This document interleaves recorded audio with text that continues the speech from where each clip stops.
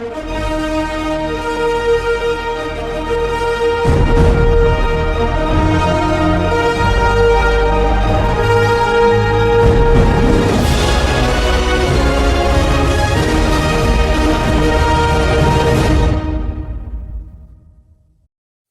everyone. Welcome to Jamaica 411. Thank you so much for joining me today. Yes, we have breaking news, people. Breaking news. The Don Anderson poll has gotten even stranger. And what is even more so is the odd acceptance of what appears to be extremely shoddy work by Don Anderson, by his principals, those who commissioned his poll, the RJR Gleaner group. When I show you what it is that they put out, you are going to be amazed. Anyway, everyone, please remember to like up the video, please. Go ahead, like up the video. If you have not yet subscribed, please subscribe. And of course, feel free to leave your comments in the comments section. And my subscribers, don't think I forgot you. Welcome back. Let me say congratulations to Novia Campbell. Novia Campbell, you were the first to comment on my previous video. Breaking news, older persons most impressed by infrastructure work. Well done. Well done, Novia. Everyone, please give Novia a clap.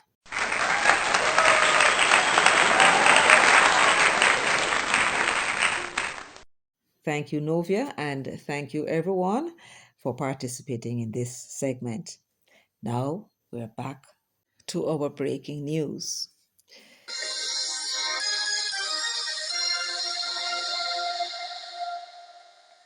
And welcome back to Primetime News. Special welcome to viewers on onespotmedia.com as well as TVJ International in the Cayman Islands. Up first this evening, the opposition PNP has a slight edge over the ruling JLP as Jamaica prepares for a general election. That's according to the latest RJR Gleaner Don Anderson polls, which show the PNP with a 3 percentage point lead. The campaign trail has been heating up. Week after week, representatives from both the JLP and PNP have been on the road telling voters about their plans and accomplishments, hoping they would put their X beside the head or bell. So the question was put to 1,033 registered voters all across Jamaica from May 16 to June 7. Which of the two main political parties are you most likely to vote for? 18.4% of respondents said they didn't know, and 19.4% said they're not likely to vote. 32.6% of respondents said they would vote for the PNP, while 29.6% said they would vote for the JLP. That's a gap of 3 percentage points. This represents a fall off of another 1.7% percentage points on the PNP side, because when we did the poll last in February of 2025, the People's National Party were up to, a 4.7 percentage point gap. So this has now been cut to 3 percentage points. It's just on the cusp of the margin of error of plus or minus 3%. So we're not going to say it's a dead heat. Pollster and head of market research services Don Anderson also gave further insight. If we track those kinds of percentages from, say, April, when we did the first post-local government election poll, People's National Party, having won the majority vote in the local government election, then went up to 7 percentage points in April, 9 percentage points in September, slipped to 4.7 percentage points in February, and back to 3 percentage points in this current poll. So the PNP has slipped in the polls. What does that mean for the JLP? But what's interesting is that even against the background of the heightened publicity, heightened campaigning that would appear by the Jamaica Labour Party, their numbers have remained flat. What we find where the increase has gone is in the undecideds. And it's ironic that so the campaign has kind of warmed up, so to speak, people are now beginning to sit on the fence again, because being exposed to respective campaigns, they're now saying, I'm not quite sure how to vote. Of the 32.6% who said they would vote for the opposition PNP, here are the top three reasons. To get rid of the JLP, 29%, they always voted for the PNP, 24%, and they want to give the PNP a chance to fix things, 22%. And of the 29.6% who said they would vote for the governing JLP, here are the top four reasons. They are doing a good job, 23%. They always vote JLP, 22%. To continue the projects they started, 21%. And they're more confident in the JLP, 19%. It appears that the election is going to be highly competitive. The campaign, it is said, hasn't started in earnest. We know better than that. The campaigns have been ongoing, and but once the signal is given, or once the information is conveyed that elections are now going to be at a certain point in time, we expect to see a heightened increase in activity by both parties, clearly going to the wire. But I think both of them should be wary of where they are at this point in time. It's likely to be a close election, and I believe, organization is going to be key. Okay, folks, that was very interesting. There were lots and lots of information that wasn't given, but no demographics whatsoever. But we got some interesting bits of information. The 32.6%, which represents 336 persons in this sample of 1,033. So it was 336 persons said that they would vote PNP. Of that number, 29%, 29.1%, said the reason why they're going to vote PNP is because they want to get rid of the Jamaica Labour Party government. Now, that is what the messaging that the risers them been putting out. Make we get rid of this wicked and evil government. So, of course, they have no other reason than want to just get rid of the government. So that's 29.1. Now, were they to use that in the election as they did in the local government election, what kind of impact would it have? This 29.1%, if you were to calculate it against the sample size, but remember you must first calculate it as a proportion of the 32.6% who said I'm going to vote PNP. Convert that first and then calculate it against the 1,033. And that represents 9.3%. 9.3% of the voters, if the election were called at that time, 9.3% of the sample size, they are the ones who said they want to get rid of the Labour Party government. Then you have 24.1% who said them always vote PNP. That represents 7.7% of the sample. And then they want to give the PNP a chance to fix things. That now is 22.2% or 7.2%. So that's the breakout. And then, of course, there were other reasons given. For the JLP, of the 29.6% who said they're going to vote JLP, that represents 305 persons. So it's only 31 more persons who said they would vote PNP that gave them that edge. You follow? Yes. And the biggest item was, let's see now, 22.9. When I asked, so why you go vote JLP? 22.9% of that 29.6, they said the JLP is doing a good job. Now, were the election called and they turned up and voted, it would have been 6.7% that represents that view that the JLP is doing a good job. Then you have 6.6% said them always vote JLP, and others said they want them to continue with the projects. That's 6.2%. And those who have no other reason than to say that they have confidence in the JLP, that is 5.6% of the sample size, which is 1,033. So, what kind of argument now would the JLP want to use on the campaign? The messaging that would appeal to voters to come out and vote for them.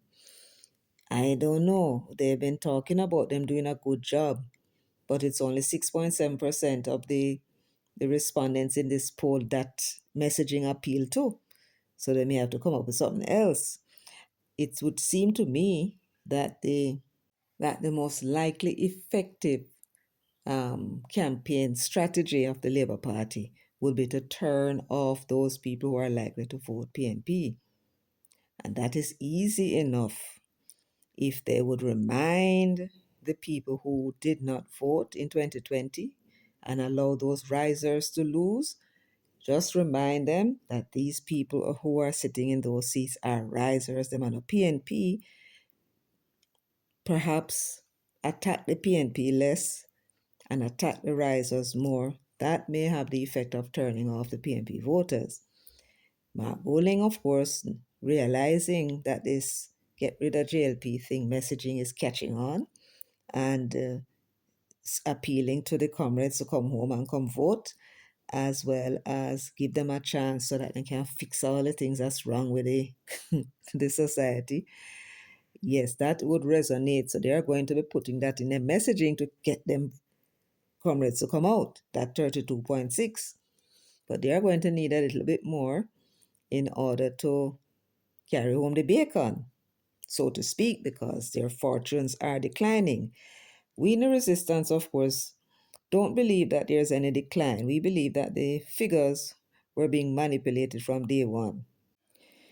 But be that as it may, let us take the poll at face value.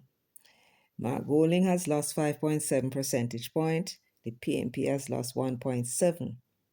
And they are in reverse at a time when they should be moving forward. But here's the thing. Somehow, this Don Anderson poll is showing the Labour Party as not moving from the reach 29. I think they must have reached 30. But it looked like the vehicle popped down. It's not going any further. And one must now look at the strategy that the PNP employed, knowing that Don Anderson was in the field, of going around with that lie about that neurosurgical drill. And if it worked, then the Labour Party has nobody else to blame but itself, because they were warned that Don Anderson was in the field. The strategy was there. Somebody must be paying attention to these things. And here, so must get the Sarah to come out and correct the lie, and sit on her ass and did nothing, and stagnant. This is telling the PNP, if indeed that was what happened, that they lied, that they told, turn off your voters. That is why the people who left the PNP never came over to you. I would suggest that you not assume that that is what happened. Right? And if that is what happened, the PNP now knows what strategy they must use to turn off your voters. And it is negligence on the part of somebody on that side that would have pointed them to that direction. So, you haven't exposed your flank. The foes will now come in and attack you at your weakest point. Corruption, telling the people all kinds of lies. And uno sit down on uno ass, just as PJ did at the time. Uno not learn nothing, Uno not learning. Uno not paying attention to history. That was what PJ did. Why the PNP eventually lost support and lost support and lost support. He was not defending the party against the accusations. And because they were saying nothing, people assume that what they were hearing must have been true, because if it wasn't true, you'd have come up and say it's not true. Sarah did not make any effort whatsoever to come out and correct the misconception, the misinformation that was out there in the public. I am of the view, Mas Andrew and Mas Stuff done fire the whole of them ass and get a new set. If they are not prepared to come out and defend the truth, then they should not be there. And that will send a signal to every other board that you guys put there and every public body that when the lies are told out there on the body about corruption and it is not true, uno must vigorously defend it. Uno supposed to step on every radio station and correct the lie. And have bloggers would then know what to do out there because uno bloggers more than the risers bloggers. Right? So if you don't want to learn that lesson, well, third term ain't gonna load. The third term not going to load. So somebody must be out there paying attention to these things. Somebody fell down on the job. And it's up to Uno to decide what you're going to do. You see what happened?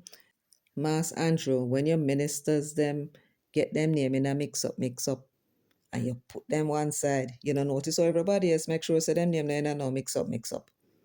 You're going down to the wire. Anything happen to you now?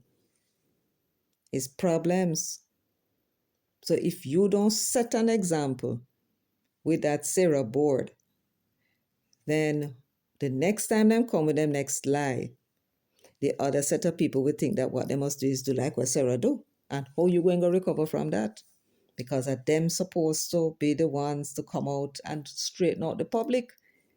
If the risers ain't go up on every radio station with a lie, everywhere they go with a lie, the truth must be following behind them too. The naked truth must be running down the lie. At some point, they will shut up. And when them shut up, then is when no one will be speaking. That's a strategy that the six are we using at the resistance. Yes, them say six away, right? Them loud and noisy, but at some point them going to shut up. And when them shut up, we come out there with the truth. And we just take time, whittle away at the lie until the people get it. So that is for Uno business. Uno already in a problem in a Kingston. That transport system in a Kingston that Uno come and mash up. I do believe it's Bobby Montague. I don't know what could have asked Andrew. I don't know how Uno go manage in Kingston and St. Andrew, right? The only way I see Uno can manage this thing, is to remind the comrades them that them people who them are look for going to God house and a PMP them, arises them. Because Uno come and Uno find a bus service. It wasn't perfect, but it's certainly nothing like what I go on now. Right? Mash up the bus service. And then not buy a car bus go all over the place. And now fix Kingston. And how much people in a Kingston? The country people them have them bus and then car for carry them pitney go to school. Right? Focus on the corporate area. That's only for focus on. You know why? Because when you came, you found a bus service at a level. And it was your job to bring it to a higher level. Instead, it popped down. So when you going around and your bloggers going around talking about you're the greatest prime minister ever, right? As far as those persons who stand up at those bus stops are concerned in the corporate area, they don't know what they're talking about. You understand what I'm saying? Your job, if you're going to be the greatest prime minister ever, then everything you find you're supposed to improve on. You have not improved on the roads. You have not improved the transportation system in the corporate area. Instead, it popped down. And I frankly don't know why Bobby him vex over. Where him vex over? If his gift is in organizing, then organize. Right? What he must do is go and organize. And clearly don't have no gift in managing nothing. Him can organize. That's where your gift are. Stay there so. And nobody because you see other people are turned minister, you want that too, because you can't manage. So you vex over. And now, chances are you're going to lose that seat. And if you lose that seat come November, chances are you will lose the chairmanship of the party too. Because you lose your seat because you vex and let down your side. Vex over what I don't know. Right? Anyway, that is Bobby. Put him aside for now. Now, I don't know where you're going to do, Ma Sandra, about the bus service. I believe we don't have the buses. I don't know what game Darrell Vaz is playing, what political game Darrell Vaz is playing. But those people, those old people that must sit down and suffer every day with a poor transportation system, and this they have to suffer every time them take the bus. And if them have to take the bus every day, me no not gonna manage. Who was paying attention to that? And why did you give the transport to Darrell Vaz? No, nobody else could have given it to. Him already have a portfolio. Give the transporting to somebody else. As a matter of fact, if I were you, Mas Andrew, in order to sweet up and get back them elderly people and young people on your side in Kingston, those tens of thousands of commuters, my advice to you is to take away that portfolio from Darrell Vaz and give it to somebody fresh. Immediately get yourself a fleet manager. Change the one where you have there. And it appears as though a lot of those bus drivers are playing politics. You'll be surprised to hear some of the foolishness what them at talk. One idiot at a bus stop tell me about how bus fare soon raise, bus fare soon raise. May I ask him where the government are going to raise bus fare for? Then they on suicide mission. In the shut up him out. Right? Those bus drivers, when them form the ass, shape them out. If they're on a contract, pay up all of the money. Then we take the money and go without a murmur. Shake them out and ship them out. Because then we stay there and sabotage the system. Because they want Uno to look bad. And while they are playing politics, it is the commuters, the elderly people, the young people who take the bus and those buses that are suffering. It is essential that you give those people hope. Darrell Vaz cannot handle the portfolio. Him have one already, making keep what him have and give it to somebody else. Make announcements. What you're going to have to do is to put the buses out on the road, but you must advertise the scheduling. You must put the scheduling of when the buses are going to be moving inside of the transport center, in at the bus stop them, right? Or on the website. What number going where, what time it leaving out. And allow the people to be able to call somebody and complain that they're not seeing a bus. The buses are there, I know, because on a Sunday, the bus them up on the road. Same for public holidays. When you're on Washington Boulevard, you see bus are go and come. And during the week, after a certain hours, you're not seeing a bus. The bus, then when you look, you see them are going at the depot. That's what Darrell has been doing with that portfolio. He's wrecking it. And in the process, he might let down on the side. Because those people in the corporate area are very vexed. People waiting all 2 hours when them look so buses them say going and coming from Portmore. Tens of thousands of people in the corporate area. And uno have them vexed, trying to get a few votes out of a few taxi man. They are suffering in silence. And they probably wait for an election to send you go your yard. And you don't want to go home. You want your third term. Do something about the transport system. Show the people them some sign. You need to and you must give those tens of thousands of commuters hope. If you want your third term, there is no other way. You have to give them a fresh face and show them that you care about them. Take the portfolio from Darrell Vaz, give it to somebody else, put in a new fleet manager, put up the sign as to when the buses will travel, and put the blasted buses then back out on the road. And why that is essential to your third term, Mas Andrew, is that you must never allow your voters to look back at a previous government and compare your action today with theirs and say, bad to bad, when such and such did it, the transport never stays. So once them do that, at done you're done. Them now begin to have longings for what they had before. Why would you want the people to be longing for the previous government to come back into power? Just to give them a service that you failed to provide them with. Mas Andrea running a very slack ship. A very slack ship. That's why 29.1% of them said they want to get rid of you. You need to fix that. if you want, make sure you win all of them elderly people in the corporate area. And these are the people who vote. And I don't have to tell you that. But setting that aside for now, something rather strange is going on with this poll that was commissioned by the RJR Gleaner group. And what I find most peculiar is the paucity of questions which were put to the respondents. I counted 12 questions in 6 categories, very low and highly unusual. Usually, when the RJR Gleaner group put out poll results, they would take something like 2 weeks. Every night, they have poll results for us. A variety of questions to deal with, whatever it is that was happening. And this has been going on for about 30 years since Carl Stone, they started to use Don Anderson. Any little thing that came up, they would poll on it. And I cannot believe the questions that they ask.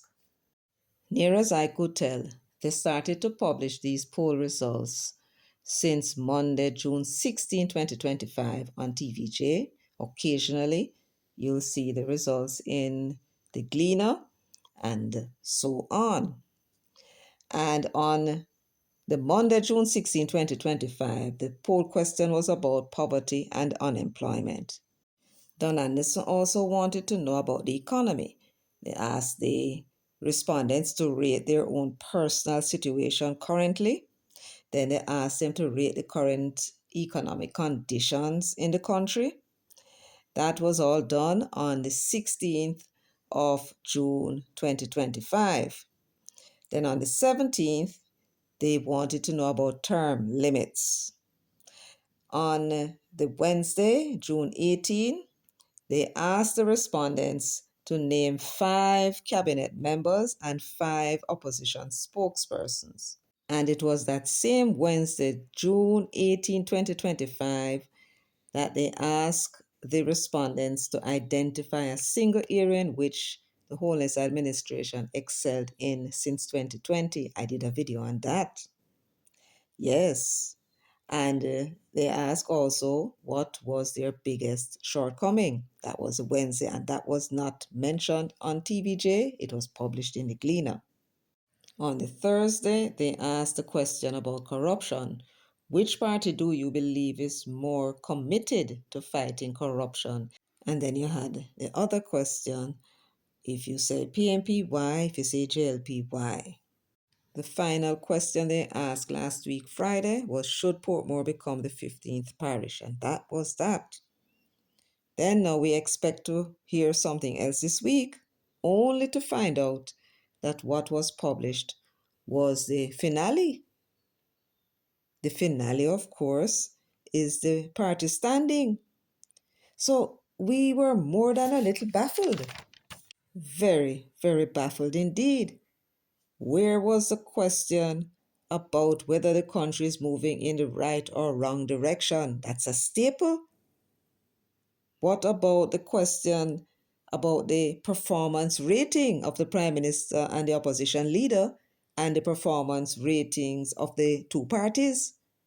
That is a staple for RJR to ask the poster to go and find that out. No mention of that? Then what about the big ticket item? Crime. This was more than a staple. This was a political football being kicked around by the two parties for years, and the Gleaner did not ask the people's opinion about crime in them area. This is extraordinary. It is extraordinary and frankly unbelievable that the Gleaner would take up good money, hire a pollster to go out and ask 12 questions that don't include the performance ratings, that don't include a question about crime. The favorability ratings were asked for the two leaders, but they were never asked about the political parties. Right? They did not ask the respondents to say whether or not they are better off now than they were before under the previous administration. Those questions were not asked, or were they asked? But for some reason, the Gleaner and RJR finds the responses inconvenient.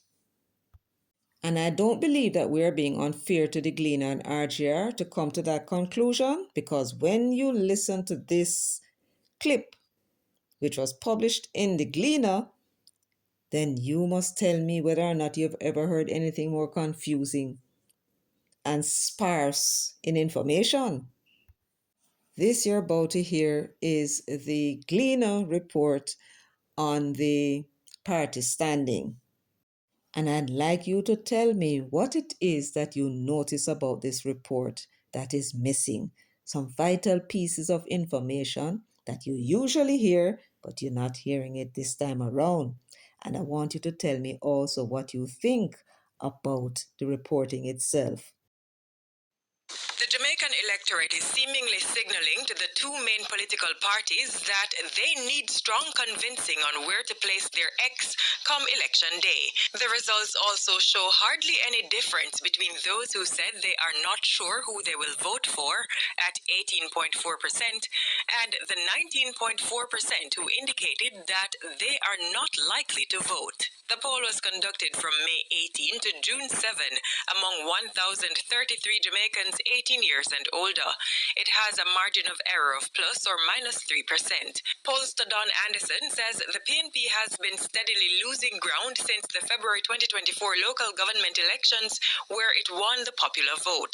He notes that the latest results show a shift from the slightly more comfortable lead the party enjoyed immediately following the local government elections. This represents a fall-off of another 1.7 percentage points on the PNP side, because when we did the poll last in February of 2025, the People's National Party were up to a 4.7 percentage point gap. So this has now been cut to 3 percentage points. It's just on the cusp of the margin of error of plus or minus 3%.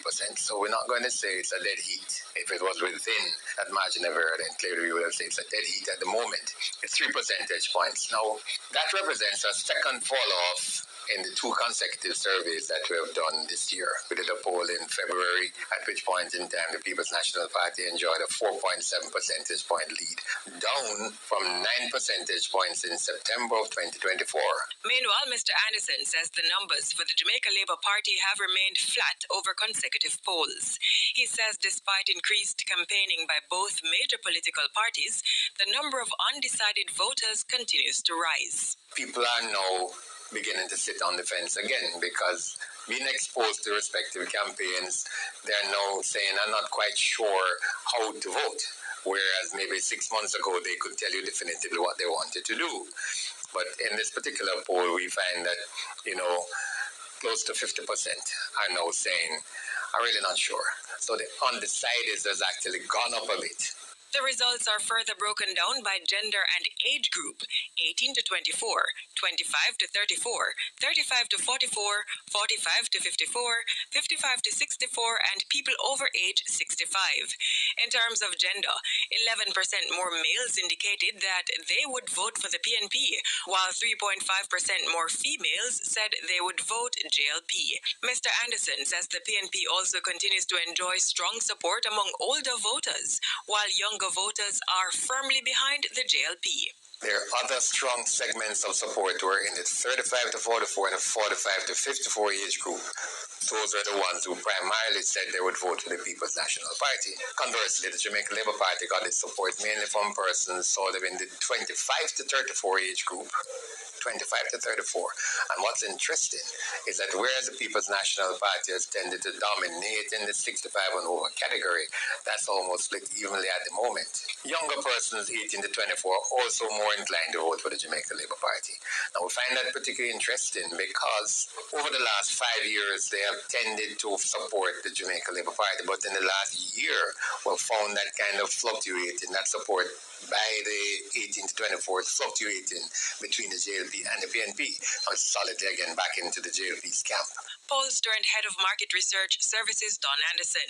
Lorraine Walker, Radio Jamaica News. So, my friends, did you notice what was missing? Yes, the demographics. They named out the age groups: 18 to 24, 25 to 34, 35 to 44, 45 to 54, 55 to 64, and 65 and over. You realize that? Yes, without telling us the numbers. It's the Don that was telling us that the 65 and over age group, it was very surprising to him that the PMP, he said, usually dominates in that group, but this time it's split between the PMP and JLP. And he said that the PMP was doing well in the 35 to 44 age group and the 44 to 54 age group. And the Labour Party was doing well with the 18 to 24 age group and 25 to 34 age group, and how the 18 to 24 age group was supporting the Labour Party, then them kind of switched to the PMP, and now then gone back solidly behind the Labour Party. No numbers to back up anything that he was saying, which can only mean one of two things. One, either the RJR Gleaner gave him no permission or forbids him to give us that information for their own reasons, or he has the permission to give us the information and he refused to give us that information. These are information that are essential. Essential in the sense that it's the proof. Show the figure. Show us the figures. But him choose to hide it. Why are they hiding it? So the demographics, as far as I'm concerned, was missing, because without seeing the figures, nothing that the Don says is relevant. No more than it would be relevant if he simply had come to us and say the PNP was leading the Jamaica Labour Party and said no more.